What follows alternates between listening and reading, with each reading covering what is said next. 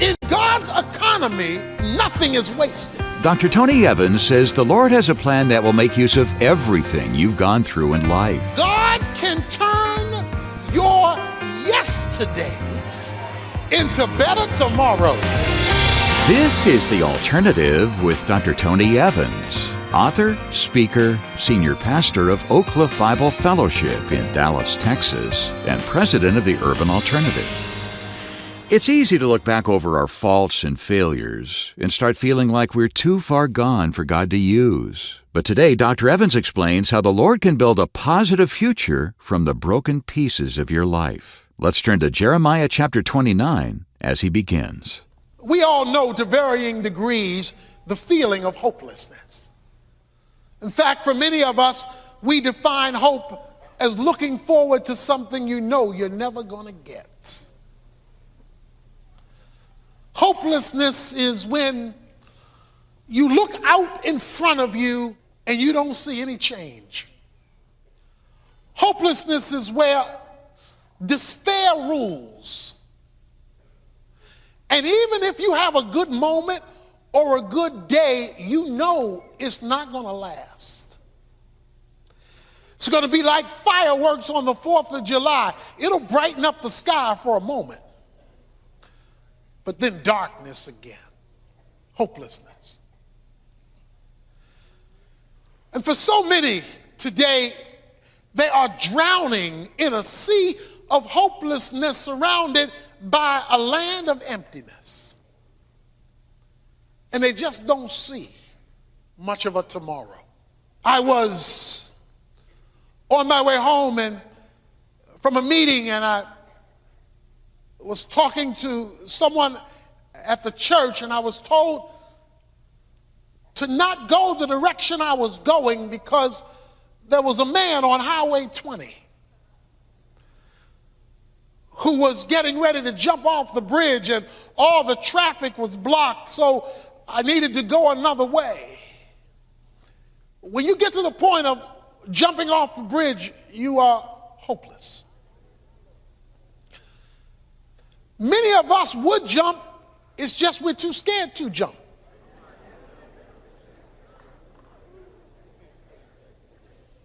Tired of living and scared of dying and living in this sea of hopelessness.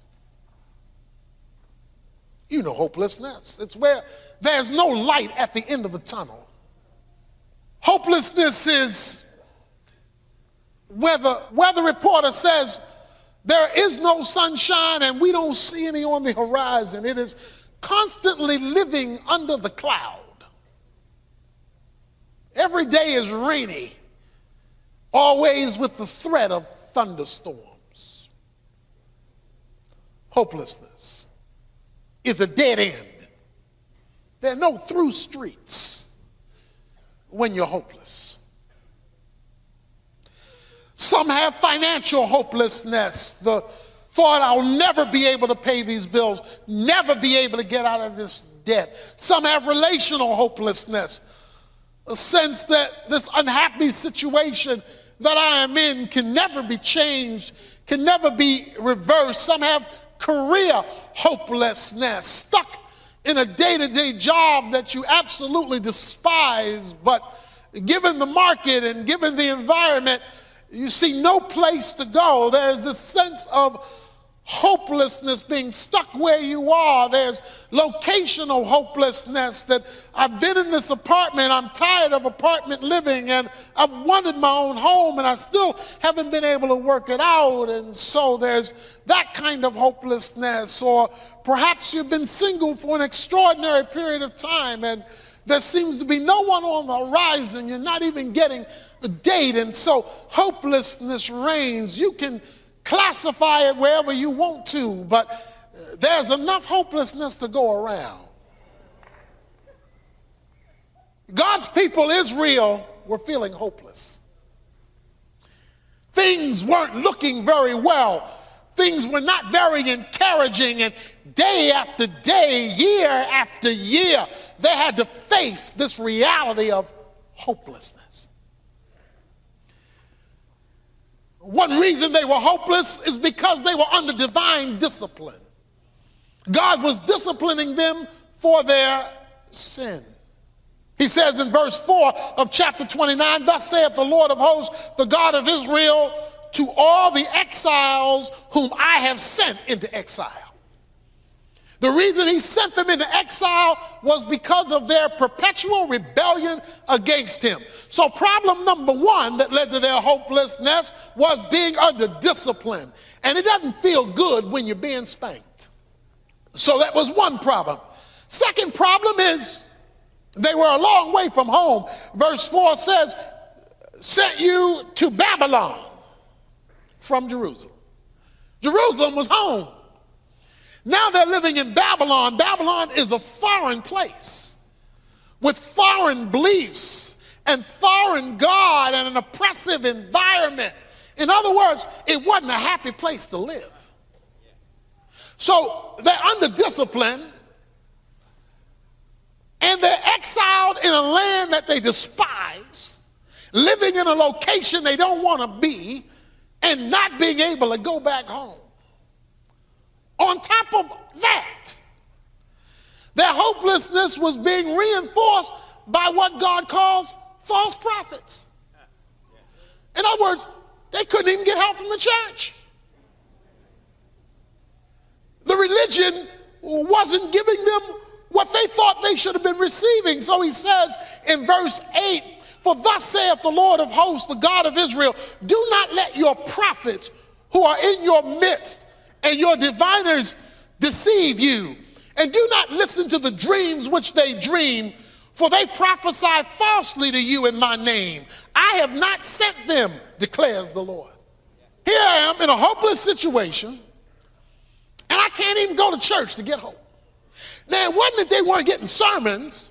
It wasn't that they weren't getting information. In fact, they were being told, I heard directly from God. They were hearing from diviners and dreamers who were giving out information that wasn't true. So they're under discipline, they're in a foreign place, and religion is doing them no good. They're in a hopeless situation because they see no way out. They are stuck. You ever felt stuck? So anybody right now in any kind of scenario and you feel stuck? The rest of you lying. Trapped, just stuck. And they were discouraged. They were broke down. You get beat down, then you just get plumb right broke down. Because hopelessness just sucks the life out of you. This is a bad chapter in a bad book. It's sort of like having a bad year in a bad life. Okay? It's a bad chapter. Discipline, foreign environment, false religion. It's a bad chapter in a bad book. Because the book of Jeremiah doesn't have a lot of good news in it. However, if I could just take a moment and show you a great verse in a bad chapter located in a bad book. Jeremiah 29:11. Many of you have memorized it. For I know the plans that I have for you, declares the Lord. Plans for welfare and not for calamity, to give you a future and to give you a hope. Come on, let me read that again. I know the plans I have for you. Got to come closer to you for this one. Saith the Lord. My Bible says it's a plan for well-being and not for calamity, to give you a future and to give you a hope. Now, what you got to know is this is a good verse in a bad chapter. So if my sermon today is finding you coming out of last year as a bad chapter, and last year is piggybacking on all them other years because it's a bad life, I got a good verse. Because Jeremiah 29:11 says, even if you're in a bad chapter that's part of a bad book, I have plans for you. And my plans for you are for your well-being and not for your calamity. And watch this, here's what I like about it. It has to do with your tomorrow, not your yesterdays. To give you a future and to give you a hope. This verse is designed to tell you that in spite of hopelessness, God can turn your yesterdays into better tomorrows. That everything that's led up to this point no longer has to define where you are going. Well, there's some great news. God is even bigger than our failures. So what do we do about it? Well, Dr. Evans will come back to tell us in just a moment when he continues this lesson from his brand new CD compilation, The Best of Tony Evans 2016. It's a set of 20 of Tony's most popular messages of the past year, including lessons on biblical problem solving, exercising your spiritual authority, building a stronger marriage, holding on through trials, experiencing victory, and much more. This collection makes a perfect Christmas gift for someone you care about. And right now, we'd like to make it a gift for you. If you can help us keep Tony's teaching on this station and end 2016 in the black with a contribution of any size, we'll send you the first 10 messages in this set on CD, along with digital downloads of the other 10. That's 20 full-length messages, yours in appreciation for whatever donation God leads you to make.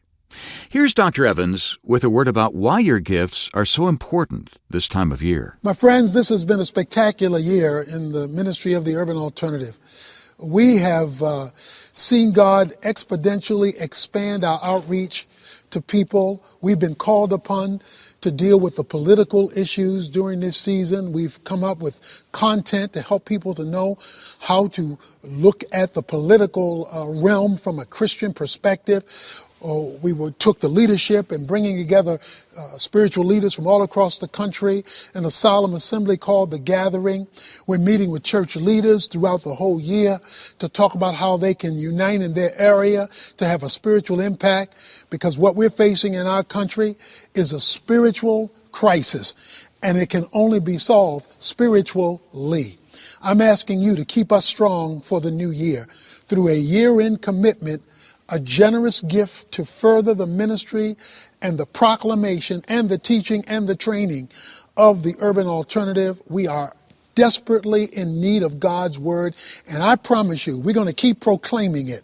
We need your generous contribution. Would you make it today, along with your prayers? Please visit us at tonyevans.org and let us know we can count on your help, so we can send you the Best of Tony Evans 2016. Again, that's tonyevans.org. Or call our resource request line at 1-800-800-3222. Our phone center never closes, so don't wait. That's 1-800-800-3222. Well, now let's get back to today's message. Here's Dr. Evans. God is so good at what he does, he can take your yesterdays and use them to give you a better tomorrow. Jeremiah 29:11 says, I have a plan for you. You say, but I haven't seen the plan yet. But God is saying, but look at my track record. I have a track record that if you pay attention to my track record, you will know that I know how to coach your life. There have been many people before you who've been in the same hopeless situation as you, and if you check my track record, you'll see I have a plan for you, saith the Lord. He not only says he has a plan, he says, I I know the plan. So I'm not up here guessing because I'm God, knowing past, present, and future, although they're all right now. I know what I have in mind for you. Therefore, what you are going through that is causing you to be hopeless is included in the plan I have for you.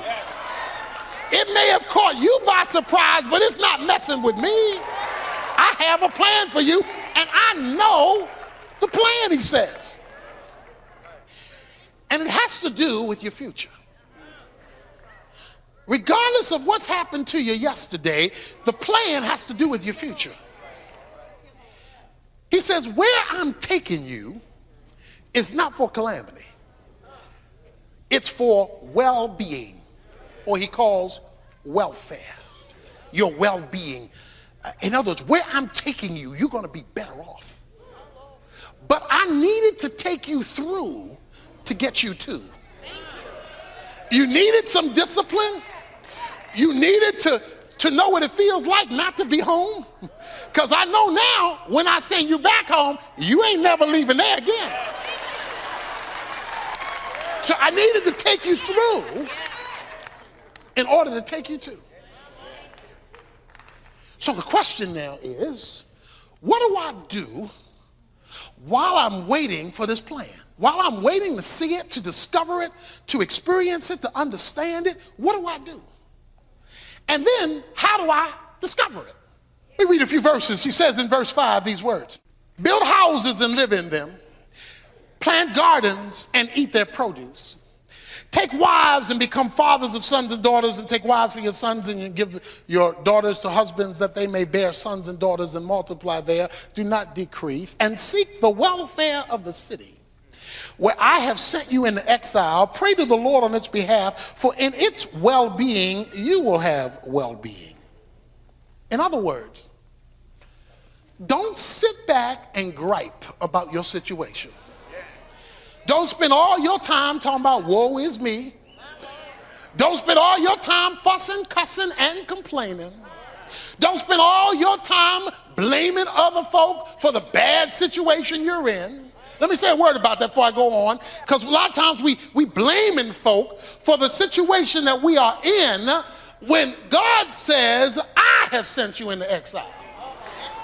In other words, God is using those folk causing your mess to put you in the position so he can show you his plan. So don't spend all your time blaming folk. He says, I have sent you into exile. And I may have used those situations to do it, but I have you there, and I have you there for my reason. So he says, seek the welfare of the city. Now, notice there's a word in verse 7 that's also in verse 11, and that's the word welfare or well-being. While you're waiting on the plan for your well-being, he says, seek the well-being of others. In other words, while you're waiting for your blessing, be a blessing. While you're waiting for your deliverance, be a deliverer. While you're waiting for your change to come, be part of somebody else's change. Don't get so self-absorbed while you're waiting. Use it as an opportunity to get outside of yourself and become a ministry to others while you're waiting on God to become a ministry to you. Don't go passive on me. Don't sit in the room and pull down your shades, turn off all the lights and think you're making progress in your private dark room, because you are not. While you are waiting to see me unfold my plan for you, you allow me to use you to be the unfolding of my plan for somebody else. In other words, it's more blessed to give than to receive. You know the fairy tale. Cinderella was in a hopeless situation. Her stepmother didn't treat her right. Her stepsisters didn't treat her right. She had to battle loneliness because while they went out to party, she was left to stay home. And life was one big drudgery for Cinderella. Fairy godmother showed up and asked her a question. Would you like to go to the ball? And through a miracle, she was transformed into this magnificent creature. It was at the ball she met the prince, and they fell in love.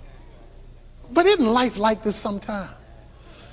Soon as you think you done found what you're looking for, the clock strikes midnight. Bing!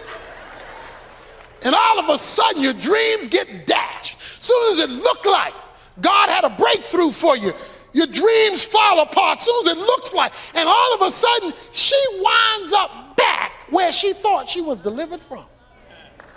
So she had hope, lost hope, and now is back again with those same old evil people. That same old hard work, that same old loneliness, with one difference this time. After meeting the prince, being thrown back into that same situation, she's singing and dancing as she's sweeping. Because she remembering who she met at the ball. In other words, meeting him didn't change her situation, but it changed how she looked at her situation, because now she looked at her situation with him in mind. And as long as he was on her mind, she could sweep like she never swept before, clean like she never cleaned before, not because the work changed, but her mind changed. She met him, and he had a plan for her life, and he was going to do whatever it took to find her so she could experience the plan he had for her life. Before you became a Christian, you were under the tutelage of the evil stepmother with the evil stepsisters. You belonged to the devil and all of his minions. But one day the Holy Spirit came and met you and transformed you and introduced you to the Prince of Princes and the King of Kings. But now you find yourself in a hopeless situation and things are not going well. But what he wants you to know, that since you've met him, you can go through those circumstances with a smile. You can take care of your business even in a bad situation with a smile. Why? Because he's looking for you. He's got a plan for you. He's got a goal for you. And when that connection is made, you'll be saying, it was worth it. I'd do it all over again, because some things are worth the wait. God is up to something great. Great encouragement today from Dr. Tony Evans as he wraps up one of his most popular messages, God is up to something great. It's part of a new compilation called The Best of Tony Evans 2016, a giant assortment of Tony's most requested messages of the past year.